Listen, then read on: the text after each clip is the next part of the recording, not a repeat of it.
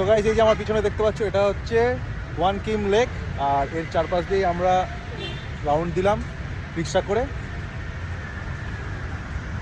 আর এই যে আমার পিছনে ইমলি। রাতের বেলা লেকটা একটু অন্যরকমই লাগছে, স্পেশালি এই যে ব্রিজটা, পুলটা, এটার এই আলোটার জন্য আরও সুন্দর লাগছে। এখান দিয়ে গিয়ে ওই সামনে ওখানে একটা আইল্যান্ড মতো রয়েছে, ওখানে একটা টেম্পল রয়েছে, লোকজন ওটা দেখতে চায়। তো আমরা বেসিক্যালি ওখানে যাবো না, কারণ টেম্পলের প্রতি আমাদের খুব একটা ইন্টারেস্ট নেই। আর এই হচ্ছে লাস্ট দিন যদি টাইম পাই তাহলে দেখতে যাব। আর এটাই হচ্ছে লেক, এর পাশ দিয়ে গোল করে রাস্তাটা ঘুরছে। এর একটা রাইড হয়, যেটা এখানকার এই যেটা তোমাদেরকে দেখালাম, লোকাল রিক্সা করে ঘুরছিলাম, সেটা ওরা অনেক রেট চায়, তো তোমরা সেটা বার্গেনিং করতে পারো।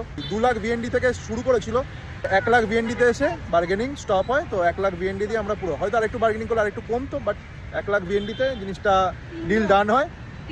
আর তারপর আমরা 3 জন ছিলাম, সেটাও একটা ব্যাপার, কারণ ওটা ওদের ফিক্সড রেট, 1 জন হোক, 2 জন হোক, 3 জন হোক, ওটাই রেট। তো লাস্টবার দেখে নাও, তোমাদেরকে দেখিয়ে দিই।